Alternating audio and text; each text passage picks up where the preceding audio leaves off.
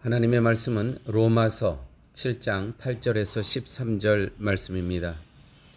그러나 죄가 기회를 타서 계명으로 말미암아 내 속에서 각양 탐심을 이루었나니 이는 법이 없으면 죄가 죽은 것임이라. 전에 법을 깨닫지 못할 때에는 내가 살았더니 계명이 이름에 죄는 살아나고 나는 죽었도다. 생명에 이르게 할 그 계명이 내게 대하여 도리어 사망에 이르게 하는 것이 되었도다. 죄가 기회를 타서 계명으로 말미암아 나를 속이고 그것으로 나를 죽였는지라. 이러보건대 율법도 거룩하며 계명도 거룩하며 의로우며 선하도다. 그런즉 선한 것이 내게 사망이 되었느뇨? 그럴 수 없느니라. 오직 죄가 죄로 드러나기 위하여 선한 그것으로 말미암아 나를 죽게 만들었으니 이는 계명으로 말미암아 죄로 심히 죄되게 하려 함이니라. 이 로마서 강해 설교를 하면서 늘 말씀을 전하기 전에 이러한 마음가짐을 갖습니다. 어떻게 하면 이 로마서 강해를 쉽게 할 수 있을까? 두 번째는 쉽게 하면서도 어떻게 하면 정말 핵심, 급소를 들추어내서 우리 성도님들과 함께 이 본문에서 하시고자 하시는 말씀을, 의도를 정확히 전달할 수 있을까? 세 번째는 어떻게 하면 간결하게, 심플하게 전달할 수 있을까? 이렇게 세 가지의 생각을 늘 갖고 말씀을 준비하고 있습니다. 사람들은 죄를 인간의 행위를 근거해서 구분합니다. 예를 들어서 인간의 죄가 무엇이냐? 그 인간의 행위를 근거한다는 것은 강도, 절도, 폭력, 살인 이런 거죠. 이런 것이 사람들이 이와 같은 행위를 근거로 해서 죄라고 명명합니다. 하지만 하나님 보시기에 죄란 예수님의 구속의 은혜를 무너뜨리는 것, 예를 들어서 십자가 사건을 무시하는 것, 그 은혜의 사건을 하찮은 것으로 여기게 하는 것, 이것이 하나님 보시기에는 이것이 죄라는 것이죠.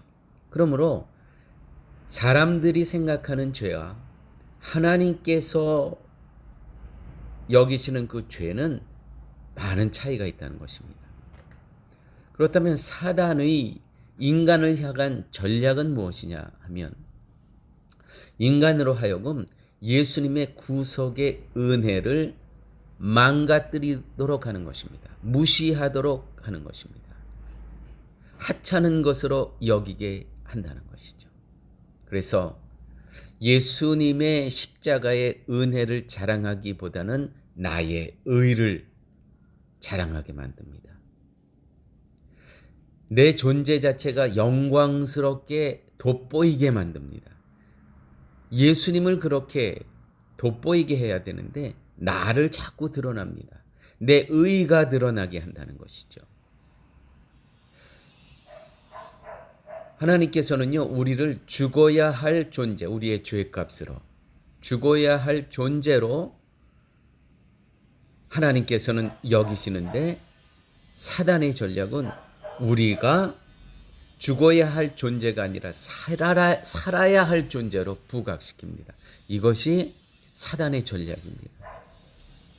그래서 매우 차이가 엄청나게 큰 겁니다. 오늘 8절 말씀, 우리 성경으로 조금 그 번역이 어렵기 때문에 제가 표준 새 번역으로 읽도록 하겠습니다. 제가 7절부터 읽도록 하겠습니다.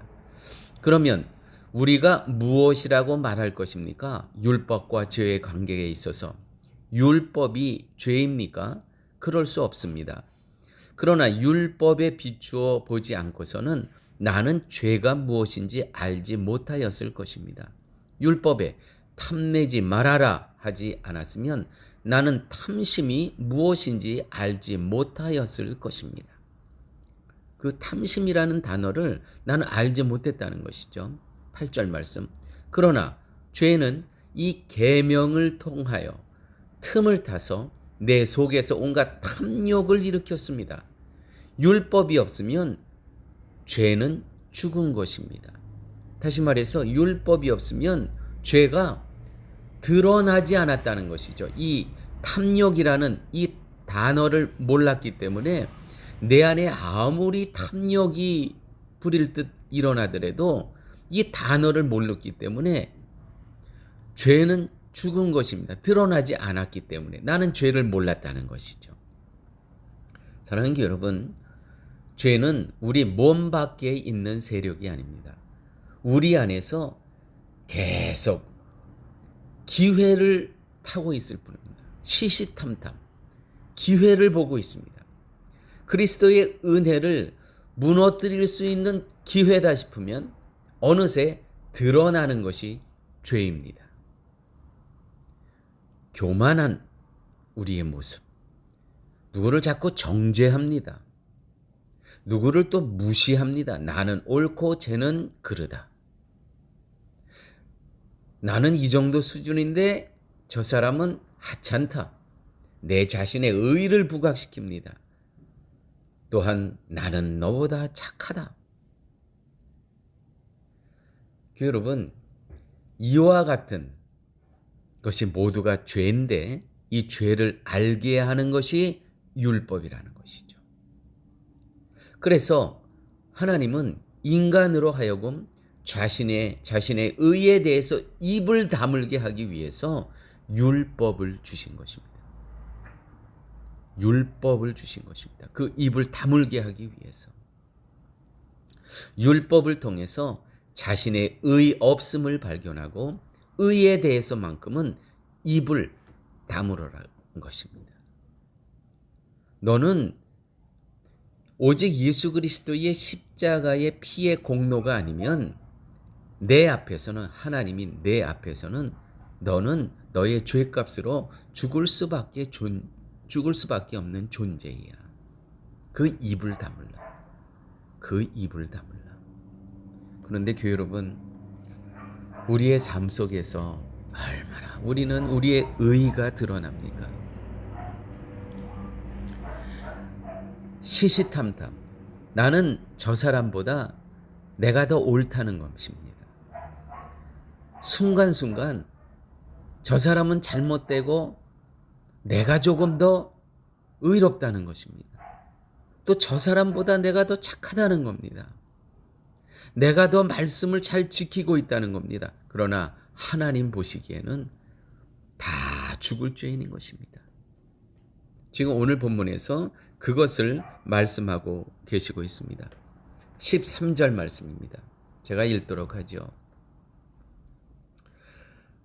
그런즉 선한 것이 내게 사망이 되었느뇨. 그럴 수 없느니라. 여기서 선한 것은 율법을 얘기하는 것입니다. 선한 것이 내게 사망이 되었느뇨.